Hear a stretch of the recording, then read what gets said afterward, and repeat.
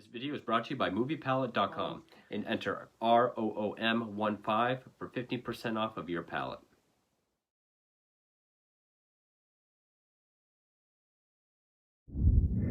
Hey horror fans, welcome back to Room 237, back with another review. As I continue my run through of films based on real life serial killers, and yes, this is yet another Ted Bundy film. Kind of. It's very different than previous ones I've done. Actually, it's kind of similar to one, but it's not based on the life of Ted Bundy. It's not another one of those we see him start his killing spree, then arrested, trials, all the way up. It's more like The Riverman from 2004 with Cary Elwes, where it depicts a certain era or event or aspect of Ted Bundy's life.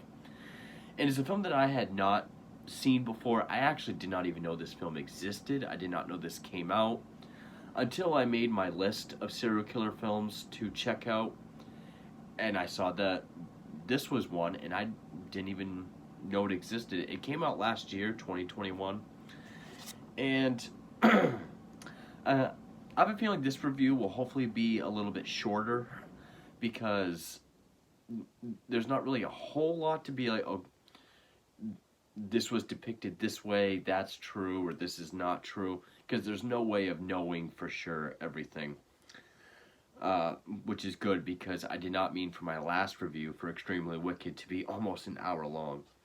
But it's the 2021 film No Man of God, which stars Luke Kirby as Bundy and Elijah Wood as FBI profiler Bill Hagmaier. Now, this was put out by RLJE Films, which they're another one of my favorite modern film companies. They do a lot of really good films. I put them up there with IFC and A24. Also XYZ Films. It was directed by Amber Seeley, and not sure what else she's done, if anything.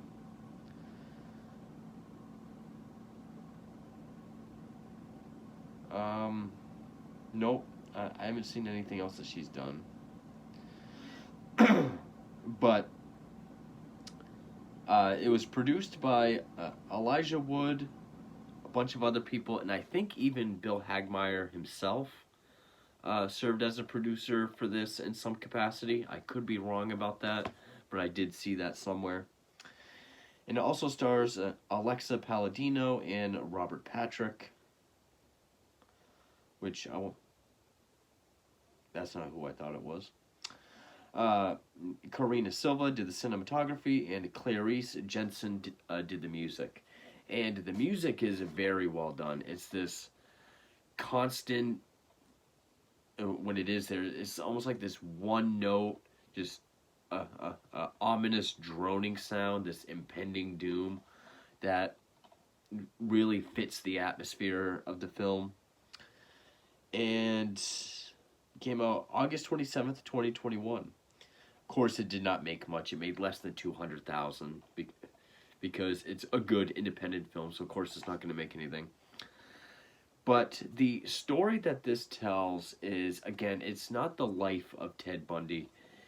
It more so depicts the events between 1984 and 1989, and shows the numerous interviews and somewhat odd friendship between Bundy and profiler Hagmaier. You know, Hagmaier went there in, I think, 85. At first, just to interview him, just to kind of get some sort of, try to get into his head a little bit, just to sort of see what he was like, what he can tell him about himself, and how it eventually led to him being really the only person that Bundy really intimately and thoroughly confessed his crimes to the day before his execution, leading up almost up until the final minutes.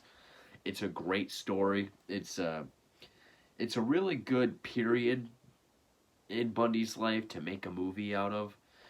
Now, a lot of stuff in this film is verbatim. It's not based on a book. In fact, I don't think Hagmaier has written a book on Bundy, which, if he did, I would definitely own it and I would love to read it. It's all based on uh, the tapes that he had, which I guess he acquired over 200 hours of tapes. So there's no real way to know exactly, oh, this is a verbatim line from that one. Though a few tapes have been leaked or released to the public. I have heard the one from February 13th of 86, which that's really the only one that we see get a date in this film when they set up the recorder. But a lot of stuff during that session is not quite it's almost verbatim, but they talk about a lot of the same things. At first they talk about Green River, which of course at this time Gary Ridgway was not caught. It does recreate some stuff, like Extremely Wicked does, such as his January 23rd, 1989 interview with Dr. James Dobson, who was an evangelical psychologist. And just with how well acted and well shot this film is, and with how accurate, I'm kind of assuming, obviously some stuff does get the Hollywood treatment. I mean, like when Bundy does kind of start to give his final confession, I don't know if it was this intense. I think some things are exaggerated or dramatized a bit. But with how many things are said verbatim or recreated, you could almost use this as like a sister or companion film to Extremely Wicked. Watch Extremely Wicked and then, well, even though the end text in that says when he was executed, but then immediately go right into this, it kind of works. I mean, obviously, Luke Kirby looks very different from Zac Efron, and I'll get into Luke Kirby because he's definitely one of the major takeaways from this film. But,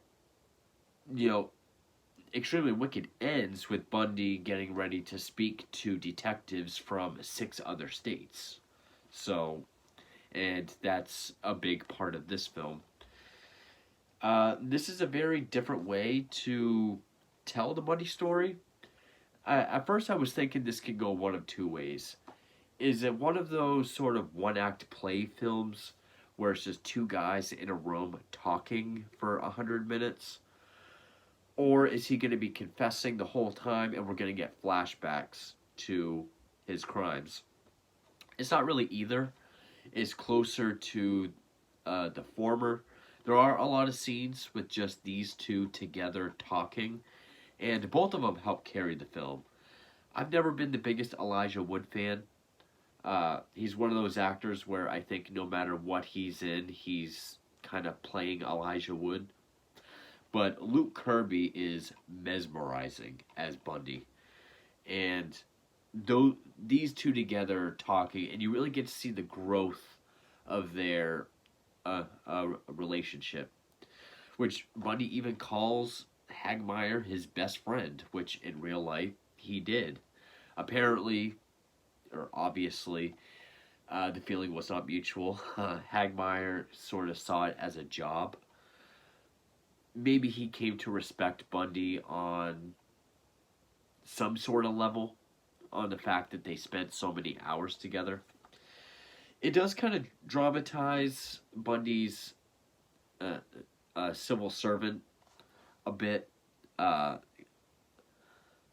Carolyn Lieberman, who at first it kind of depicts her as another Carol Ann Boone, really fighting to petition the governor for his execution because she thinks he's innocent. But then by the end it reveals that she hates him and she's only taking on this job pro bono as a stance against capital punishment. Which is true. That's more so why she took it. But so I'm sure people will say this is boring because it is mostly two guys in a room or in a prison talking. And because, like Extremely Wicked, there's not a bit of violence at all. It does not go it, not even a glimpse of a flashback to any of his murders. It might get graphic and exposition talking about them, but I know that's why a lot of people disliked Extremely Wicked because it doesn't show the murders, even though that's not the point of that film. But I really like movies like this. I like movies with a limited cast and a limited setting, and I thought this did a great job. Now onto the cast. A lot as far as Hagmeyer goes, the only thing I've seen or heard of him are some of the tapes that he made. I've never seen an interview with him, so I don't really know his mannerisms or how he carried himself.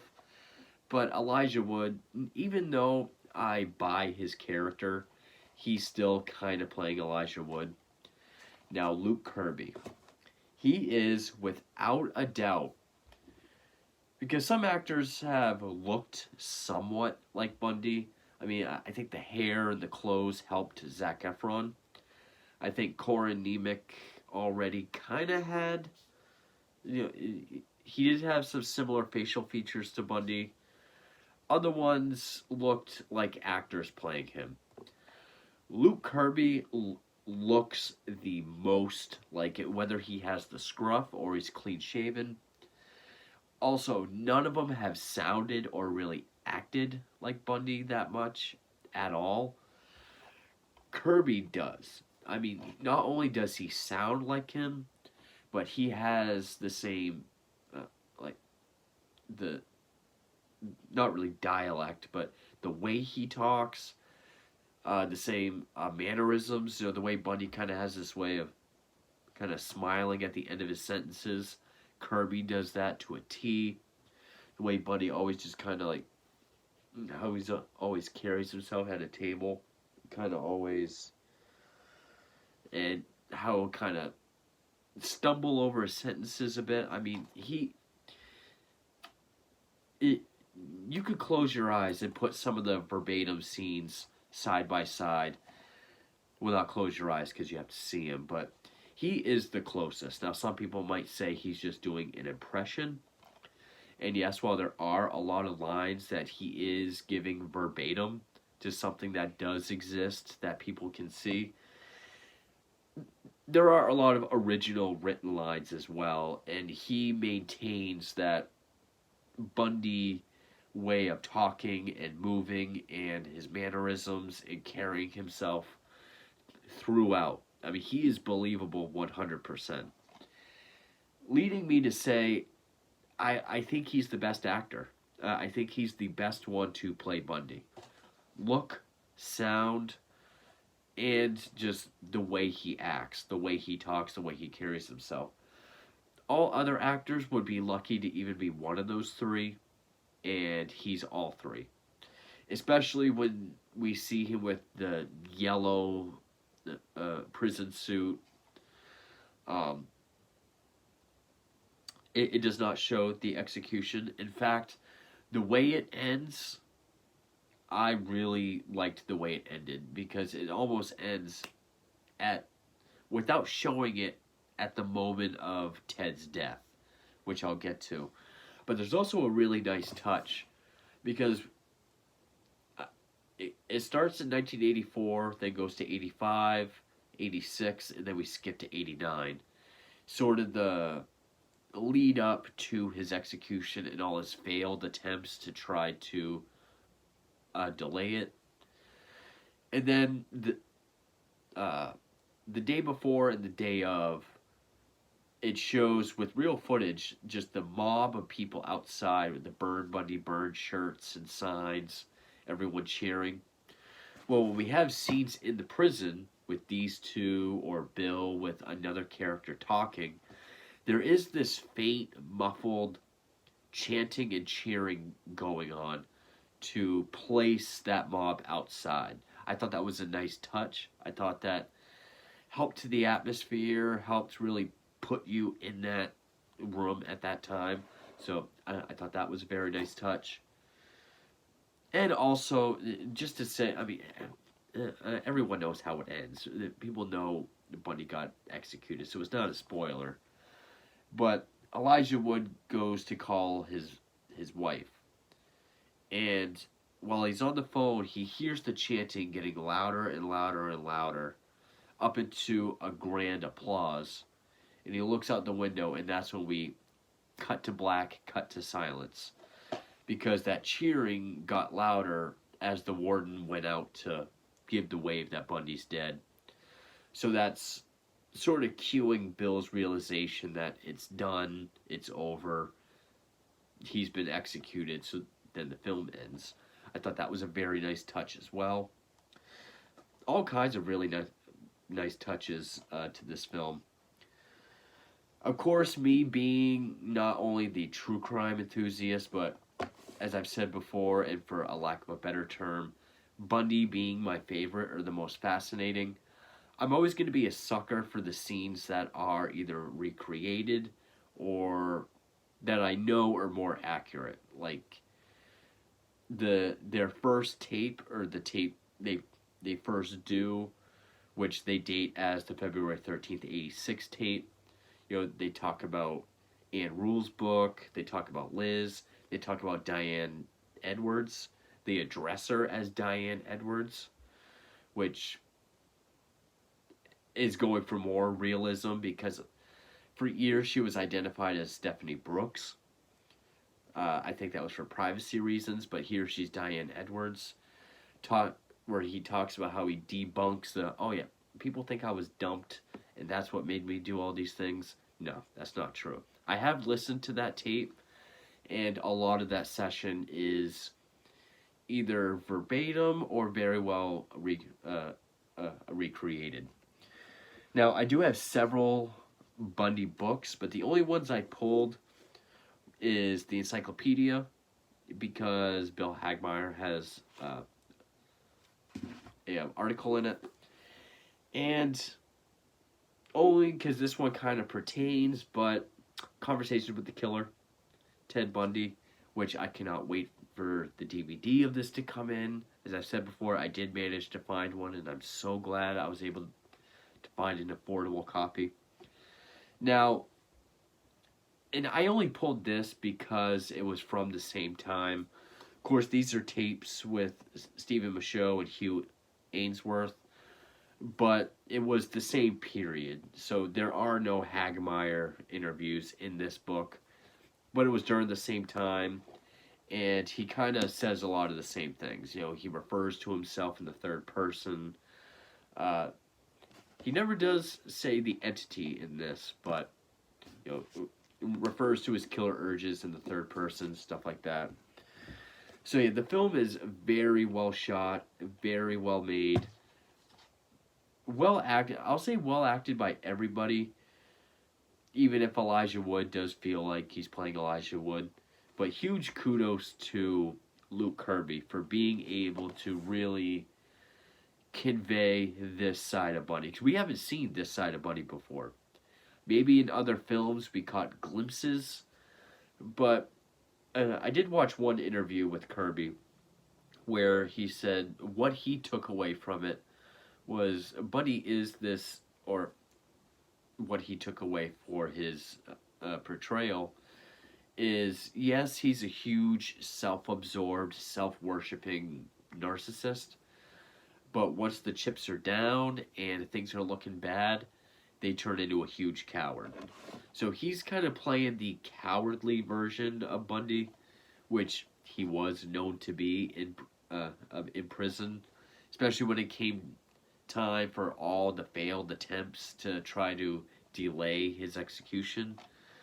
So I really like that approach, and it really gives a whole different performance. I mean, especially going from Extremely Wicked to this, where, you know, he is the charming, charismatic, you know, master of his own universe, to this just being a cowardly man trying to save his own ass.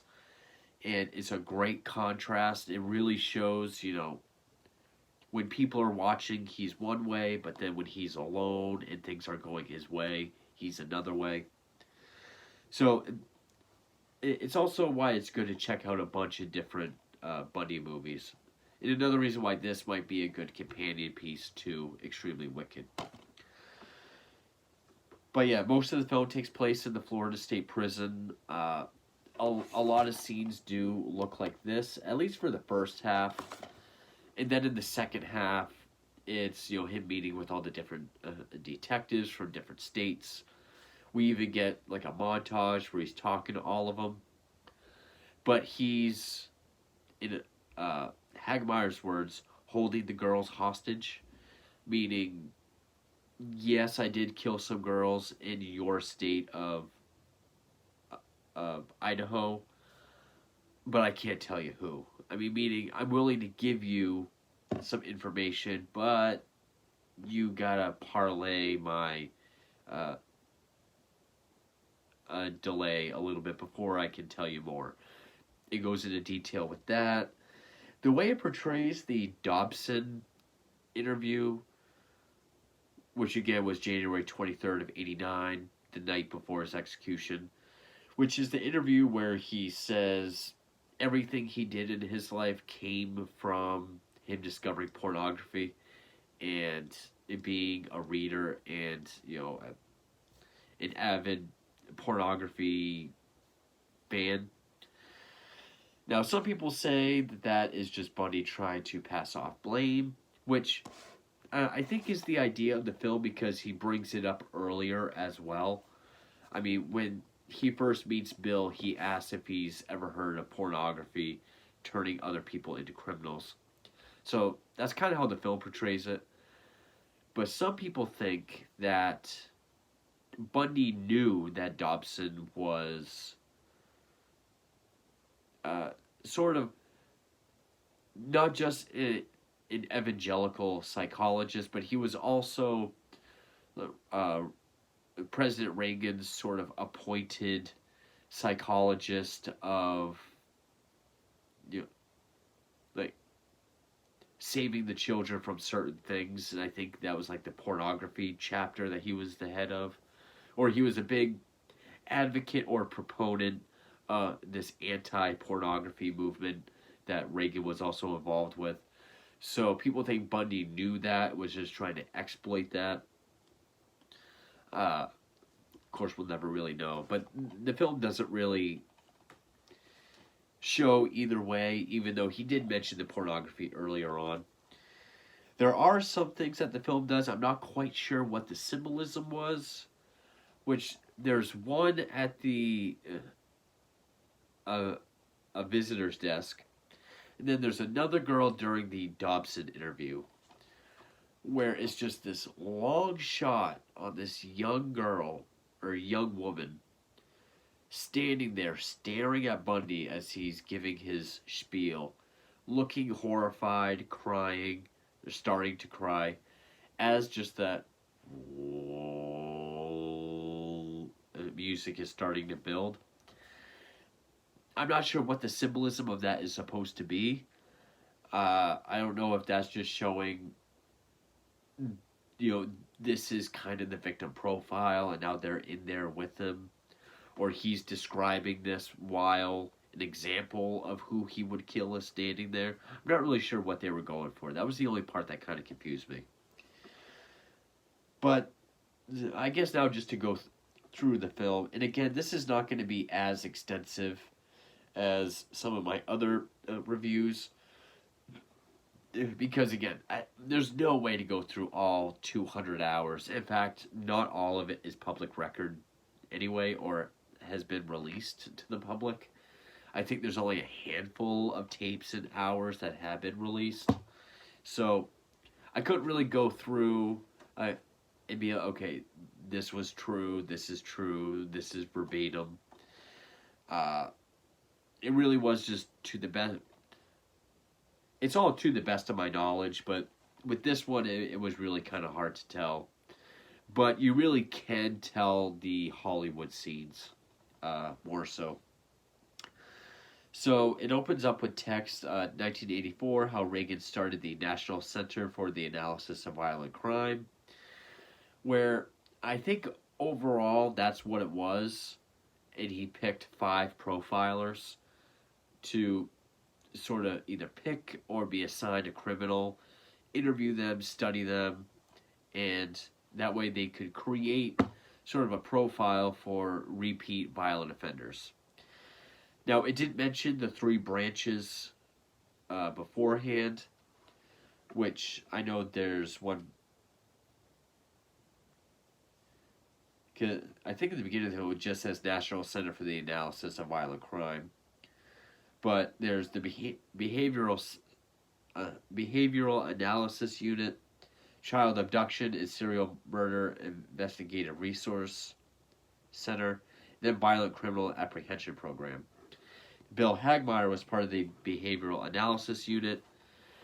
And I think this might have been a bit Hollywood because it says 5 profilers were picked. Bill was one of them. So the leader or the chief is like, okay, who wants a Berkowitz? Who wants a Binnicker? Everyone, guys raise their hand. And he says, Bundy. And everyone just kind of sits there. But then Elijah Wood, Bill decides to take it. Kind of does a bit of a Silence of the Lambs kind of build up. It's not like Silence of the Lambs because an FBI agent or a rookie, I should say, because he is a rookie at this point, goes and talks to a serial killer where he's being held.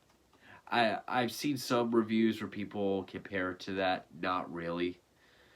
But there is a build-up to the reveal of Bundy.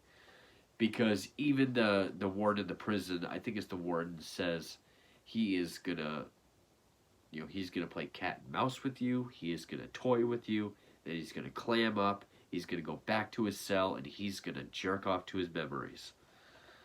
And then it's this long build-up when Bundy actually walks in, where we see the back of his head, or when he sits down, we cut to the back of him. It takes a while to reveal his face, so it's a lot of build-up. But again, he's doing a lot of like, so you're a rookie, like talking with his eyes closed, a lot of like hunkering down, and like you watch any interview with Bundy, especially the last interview, Kirby just channels him perfectly. He says he's not there for a confession. He just wants to know about him, learn about him, so they can find other people. Which, at this point, we're in 1985. And then we see them setting up the tape for the February 13th, 86 tape, where they talk about Green River, which I don't remember if they talk about Green River in that tape. Plus, the interviews he had talking about Green River, I don't know if that was exclusively with Robert Keppel. Maybe he did it with Hagmaier. But I do know in that tape specifically, he talked about Anne Rule, in her book, and how she had no way of writing that book. She didn't know me that well. He mentions Liz. He talks about Diane Edwards and how people think she dumped me and then I went off on a killing spree. That's all bullcrap. That's not true. That's all stuff that he touches upon in that tape. Some of it's verbatim, but not as much as other parts in the film. But Kimberly Leach is referred to as Diane Leach. I'm not quite sure why that is. Her middle name is Diane, but I'm not quite sure why.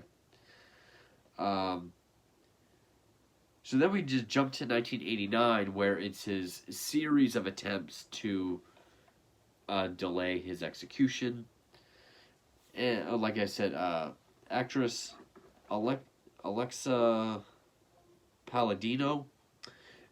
She plays Carolyn Lieberman, and what I don't know if Lieberman was like a sexualized figure or if that's just something they did here.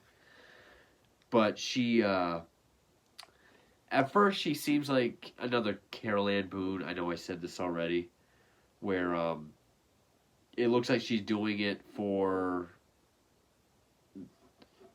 because she thinks he's innocent.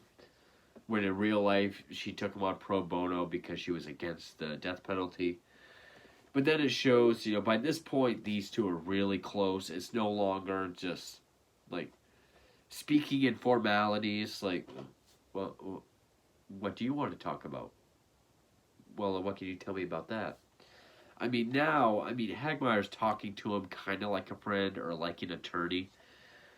And he knows that Bundy is really just trying to avoid the confessions at all costs. And he's basically just using whatever trick he has to earn his delay, including meeting detectives from other states, but not giving all the information. And it also plays on the paranoia of Bundy. Like, the guy, detective from one state, he's like, oh, we got to break for lunch. Then he talks to Hagmeyer, and he's like, he knows her. He knows her. I can't talk to him. I can't talk to him. So it plays on the paranoia that he had as well. Again, his performance is excellent. It does show that, to the best of his knowledge, he comes up with 30 victims. He doesn't say the line that a lot... again, I don't know if this is a true quote, but it's a quote associated with Bundy. I don't know if people made it up, but, like how, essentially, when you start out, you're very meticulous, you're very careful, there's no mistakes. After a while, you're forgetting where you put the tire iron. Because he's comparing it to changing a tire. And saying, he doesn't even remember how many girls there were, but 30 is a good round number. 30 was the number that him and Hagmeyer ultimately came up with.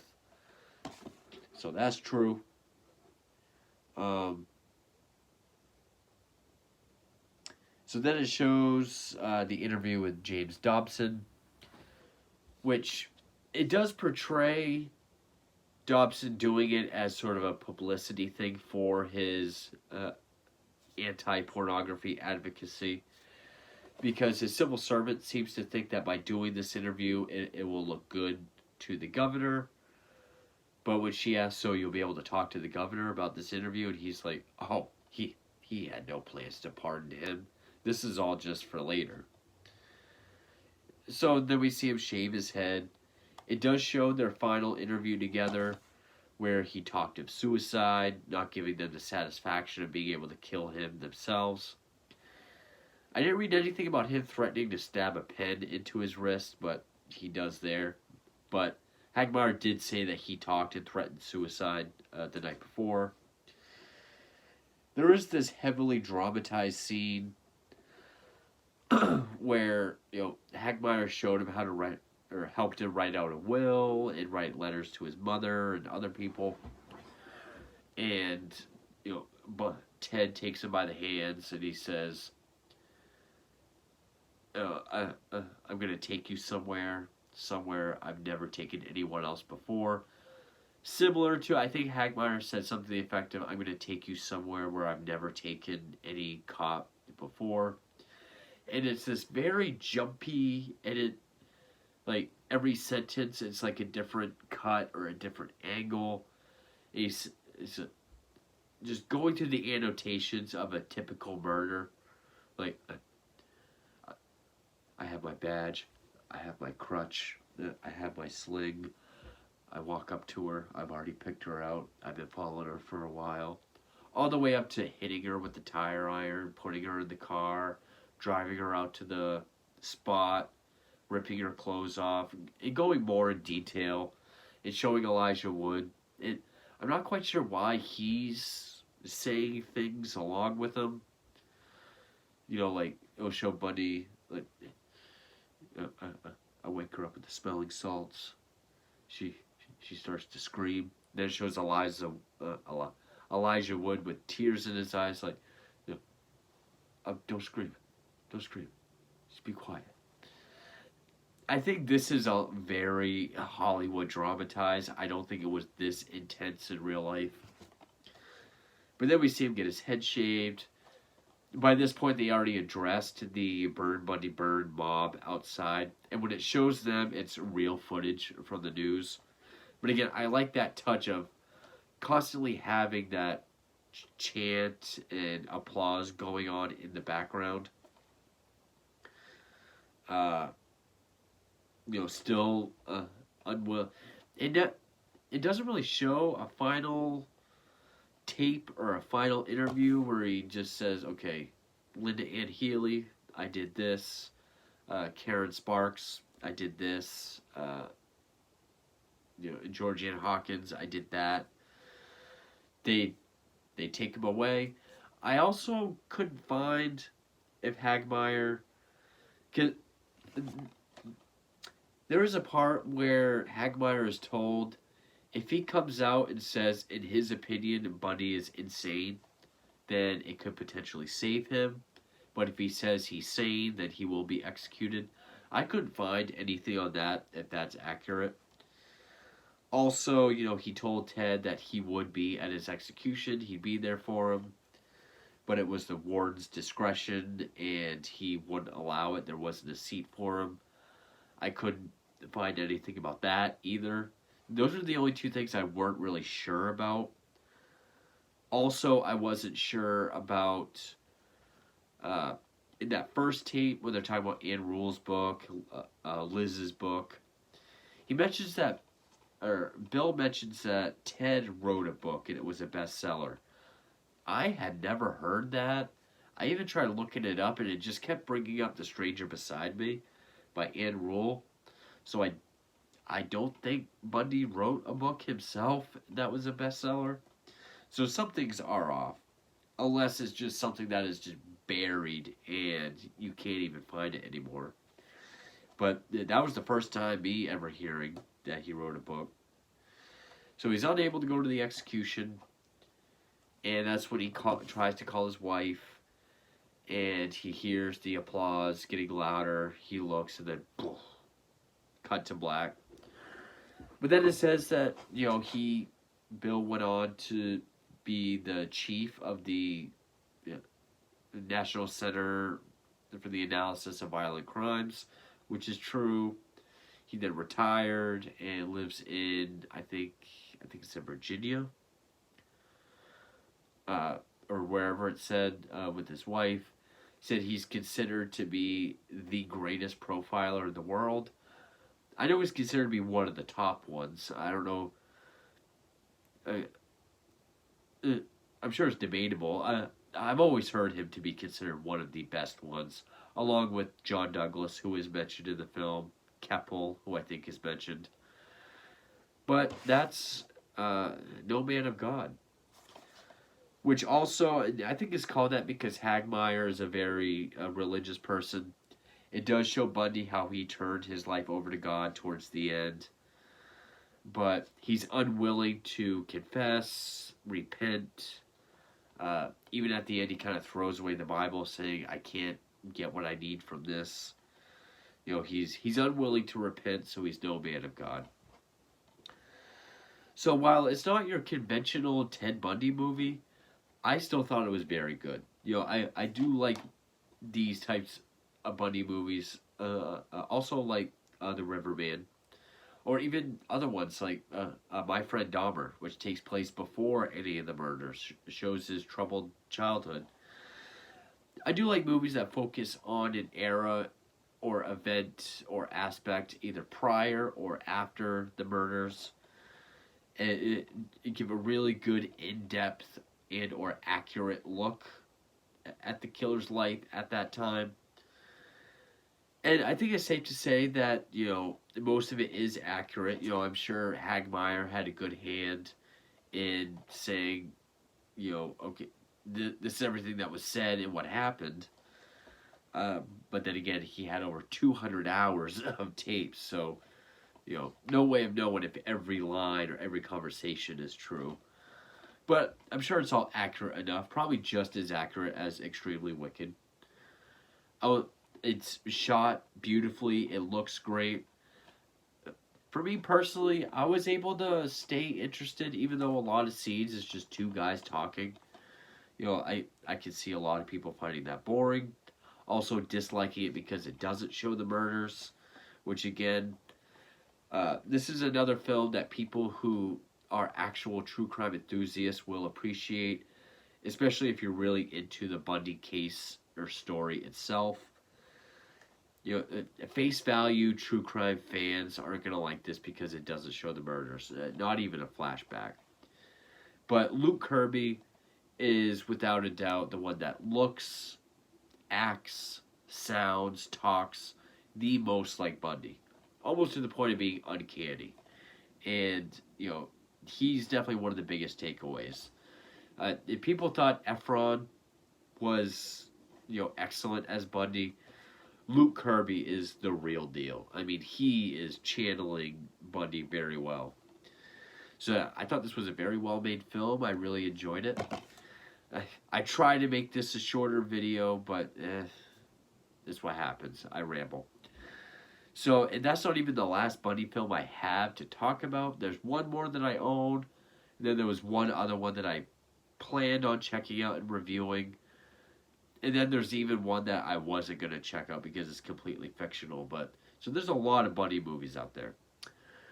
But yeah, really enjoyed it. I have one more Bundy film, and I have a few more other serial killer films to get to.